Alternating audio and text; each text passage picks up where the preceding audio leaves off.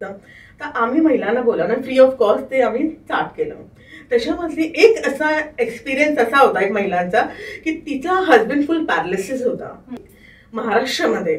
ही गोष्ट झाली की प्रत्येक महिलाला तिचं स्वतःचं आयडेंटिटी आहे, तिचं स्वतःच काहीतरी आहे, ती कोणाच्याही घरातल्या लोकांच्या अवलंबून नाहीये. काय म्हटलं तरी 10 स्टाफ आहे जे लोक माझे हँडल करतात. त्यांचं सगळं घर मी हँडल करते. त्यांना एक सपोर्ट आहे आणि त्यांना माहिती आहे की आपली ताई आहे तर आपल्याला काही ते त्यानंतर ती म्हणते की मीच खरी आहे, मीच असं आहे. तर ते एक्सेप्ट करणं मला त्यांना समजणं खूप डिफिकल्ट जातं. पण महिला मोर्चासाठी आज मला जे एक अध्यक्ष म्हणा या हे केलेलं आहे त्यांनी, त्याच्यासाठी महिलांना मी सपोर्ट करू शकते ही माझ्यासाठी खूप पॉझिटिव्ह गोष्ट आहे. MLA टॉक शो मध्ये तुमचं मनापासून स्वागत आहे. मी आहे तुमची होस्ट अभिलाषा. फेसबुकवर सर्च करा MLA महाराष्ट्रीयन लेडीज असोसिएशन आणि आमच्या ग्रुपला लगेच जॉईन करा. आजची जी पॉडकास्ट आहे ती राजकीय पण आहे आणि अराजकीय पण आहे आणि आजचा पॉडकास्ट ऐकण्यामध्ये तुम्हाला खूप मजा येणार आहे. कारण आजची जी पर्सनॅलिटी आहे ती वर्साटाईल आहे. अनेक गोष्टीमध्ये अनेक व्हर्टिकल्समध्ये त्यांनी काम केलेलं आहे आणि आज खूपच तुम्हाला महत्त्वाचे इन्फॉर्मेशन तुम्हाला मिळणार आहे. सो आपण वेलकम करूया. पल्लवी मॅम, मनापासून स्वागत आहे तुमचं या शोमध्ये.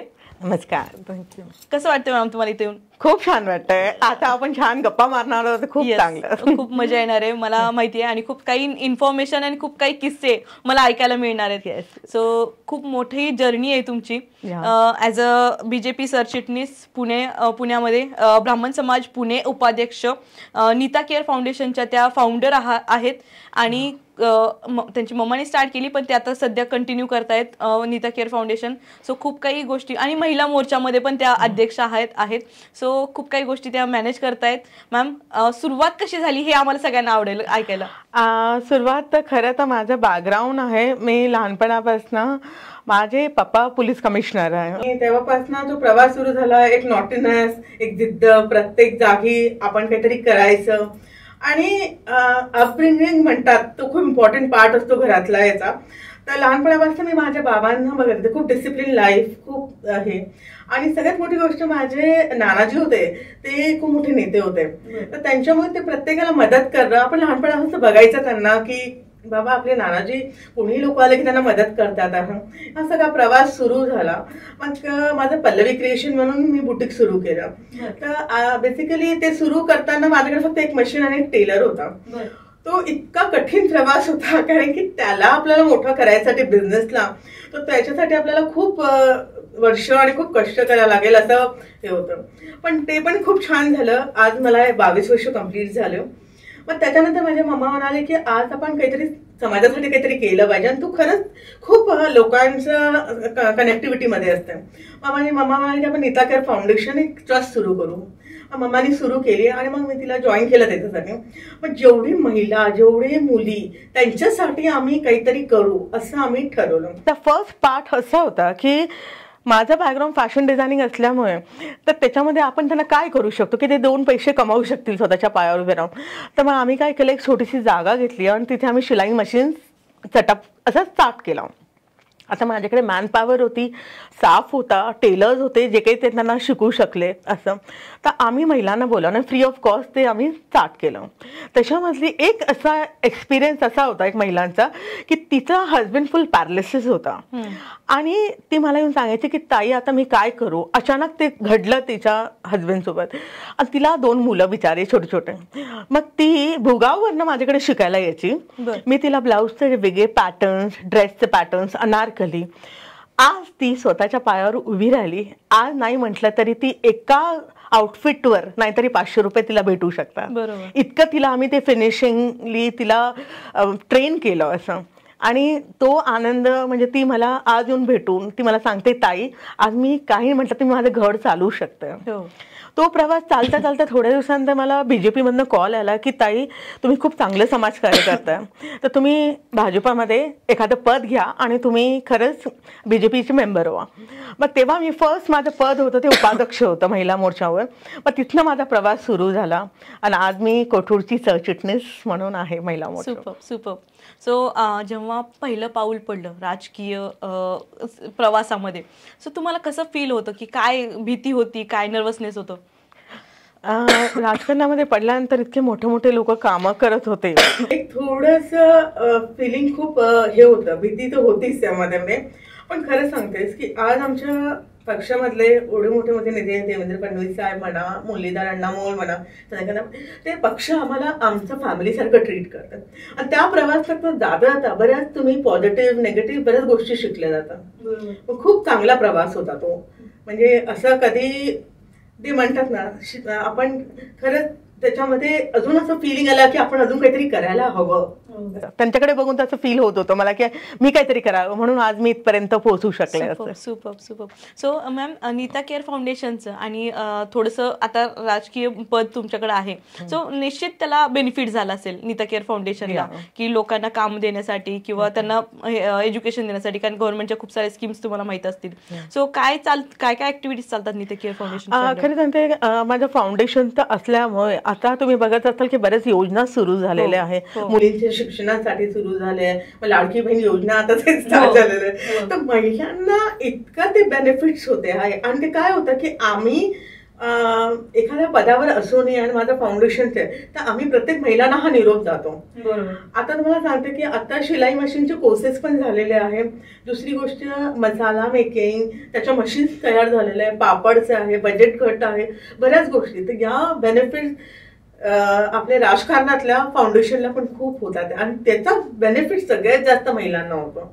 की आज मला नाही वाटत की कुठल्याही महिलाला आज ती इतकी हे झाली आहे अलर्ट की आज ही योजना आली की ती लगेच आमच्याकडे येते, ताई ही योजना आली आहे, ताई मला याच्यामधनं काहीतरी लाभ भेटू शकतो का. आणि तो मी तिला जेव्हा एक्सप्लेन करते की ताई हे आपल्या मोदीजींकडनं ही योजना आहे आणि तुला भेटेल, तर तिला फार आनंद होतो. सुपर. सो खूप साऱ्या लोकांपर्यंत तुम्ही ती योजना इम्प्लिमेंट करतायत आणि खूप साऱ्या लोकांना महिलांना स्पेशली एम्पॉवर करतायत. सो बरेचसे किस्से तुमच्याकडे असतील की बाकीच्यांना महिला मसाला मेकिंग म्हणा किंवा शिवणकाम, सो असे काही सक्सेस स्टोरीज असतील तुमच्याकडे, तर एक दोन किस्से आम्हाला शेअर करा ना. महिला तर भरपूर झालेल्या आहेत त्याच्या म्हणजे याच्यामध्ये. पण तुम्हाला अजून एक गोष्ट सांगते की शिलाई मशीन्स म्हणा या मसाले मेकिंग म्हणा, पण हे प्रत्येक महिलाची ती टॅलेंट नाही आहे. बरोबर, प्रत्येक महिलांची टॅलेंट्स वेगळी आहे. तर तुम्हाला आता एक उदाहरण सांगते की महिला आहे आणि ती कुकिंग मध्ये खूप चांगली आहे. तर तिचं कुकिंगचं असं पार्ट होतं की ती बिर्याणी खूप चांगली बनवते. तर तिचं एकदा आम्ही त्या बिर्याणीचं आम्ही तिचं ट्राय केलं आणि त्याच्यानंतर मी माझ्या जेवढे व्हॉट्सअप ग्रुप होते, जेवढी माझी सोशली कनेक्टिव्हिटी होती, त्या कनेक्टिव्हिटीमध्ये मी ते अपलोड केलं. खरं सांगते तिला इतकी ऑर्डर झाली त्याची. तर हा जो आहे प्रत्येक महिलांची टॅलेंट्स वेगळे आहेत आणि त्याच याच्यामध्ये आपण म्हणजे सगळे मिळून मी असं त्यांना ते एनकरेज करते की ठीक आहे ताई असं करा. त्यांना गायडन्स करणं आपलं काम आहे आणि त्यांना सपोर्ट करणं आपलं काम आहे. सो एवढ्या सगळ्या महिलांसोबत काम करताय तुम्ही, कधी काय असं किस्सा झालाय का की जेणेकरून म्हणजे नाही का एखादा हार्ट टचिंग मुवमेंट आलाय तुमच्या लाईफमध्ये, असं कधी झालंय का? हार्ट मुवमेंट्स तर आलं होतं की एका महिलासाठी आपण सगळं म्हणजे तिच्या आपण एक काम होतं त्यांचं आणि तिथं मी सगळं करून दिलं, व्यवस्थित सगळं झालं. तिच्या मुलीची काहीतरी ऍडमिशन होती, आपण खूप प्रयत्न केले आणि सगळं झालं. आणि त्याच्यानंतर ती 10 लोकांनंतर आल्यानंतर पण तिने ते भेट दाखवली नाही.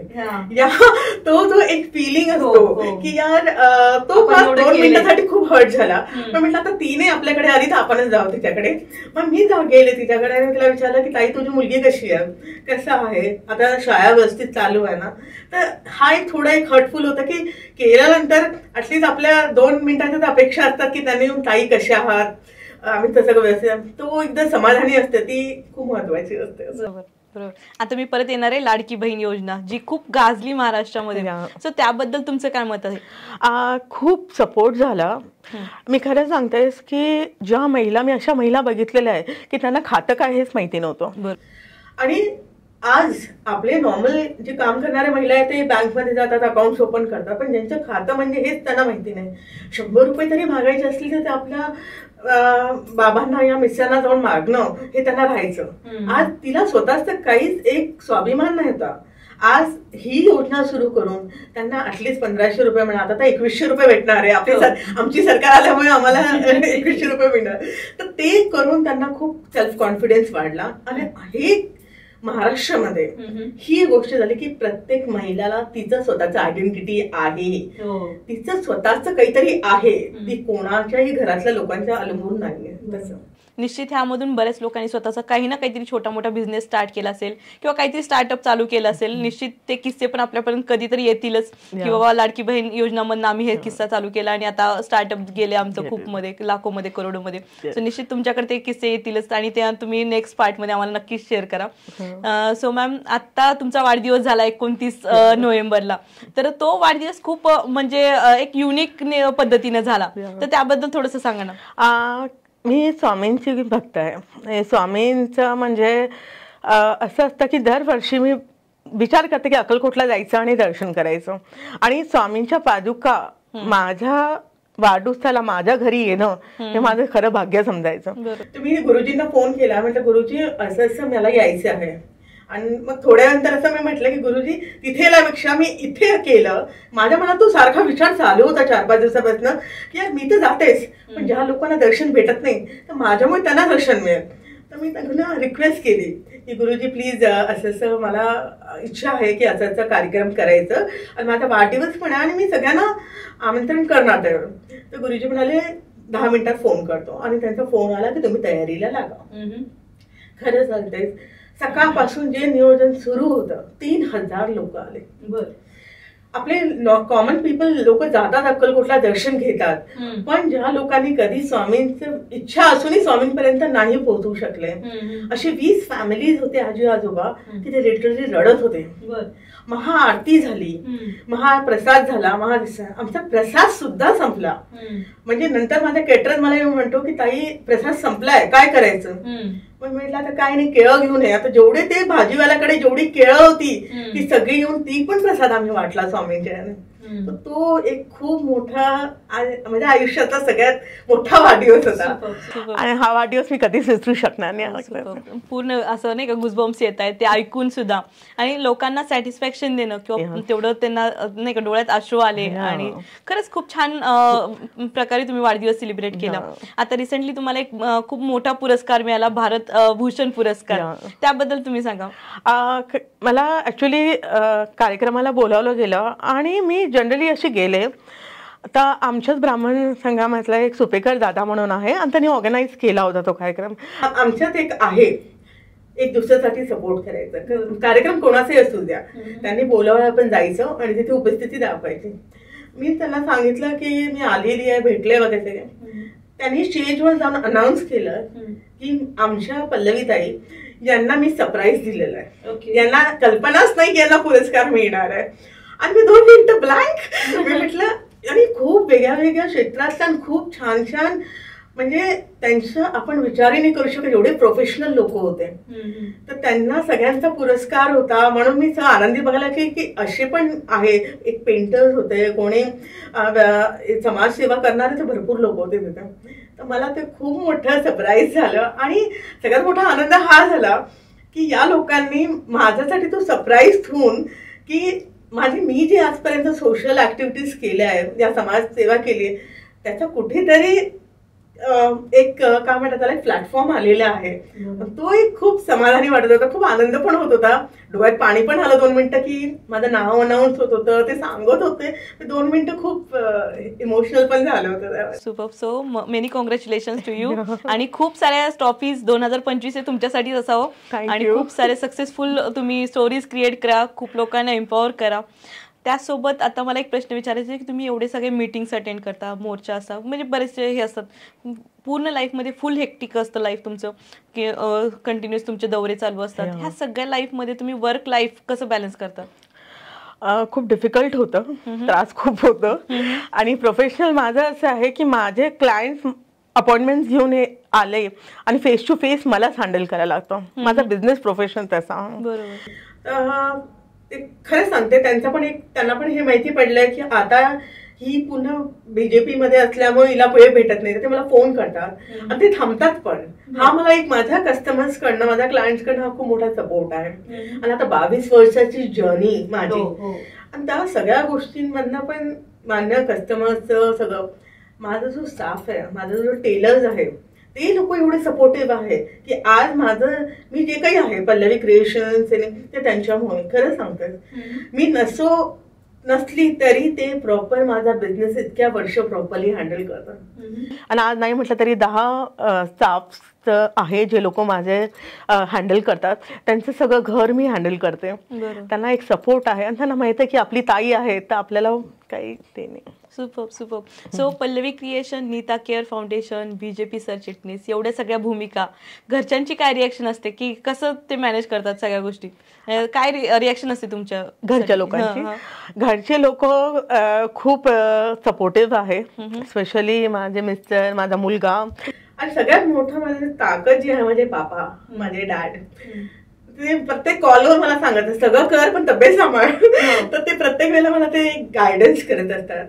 आणि खरं सांगते, जेव्हा आपलं कुटुंब एकत्र सपोर्ट करत असतो तर सगळ्या गोष्टी खूप इझी होतात मॅनेज करत. आणि मी खूप लकी या गोष्टींबद्दल की मला माझे इनलॉज म्हणा, माझे पेरेंट्स म्हणा, माझे हजबंड, माझा सन, सगळ्यांकडनं तो एक सपोर्ट आहे. ते प्रत्येक जण माझ्या म्हणजे शोल्डर टू शोल्डर उभे राहून मला सपोर्ट करतात. सुपर. सो तुम्ही आता बीजेपी सरचिटणीस तर आहेतच, पण त्यासोबत तुम्ही महिला मोर्चाचे पण अध्यक्ष आहेत. सो त्यामधले काही किस्से असतील तुमच्याकडे की कशा प्रकारे तुम्ही केसेस सॉर्ट आउट केले? एखादा किस्सा आमच्यासोबत शेअर करा. महिला मोर्चा म्हटलं की महिलांचे प्रॉब्लेम्स येतात, भरपूर प्रॉब्लेम्स येतात. आणि जेव्हा त्यांचे प्रॉब्लेम्स येतात ते तुम्हाला समजून घेणं खूप आहे. तुम्ही एकाच बाजूने समजून घेऊ शकत नाही, तुम्हाला दोन्ही बाजूने समजवावं लागतं.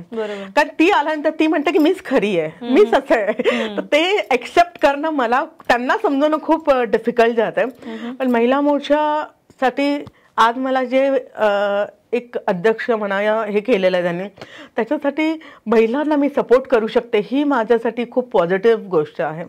आणि माझा इम्पॅक्ट त्यांच्या लाईफला होत असेल चांगल्या प्रमाणे तर ती खूप मोठी गोष्ट आहे. कारण की आता मी उदाहरण सांगितलं की महिलांचा मिस्टर त्याला खूप त्रास देत होता तिला.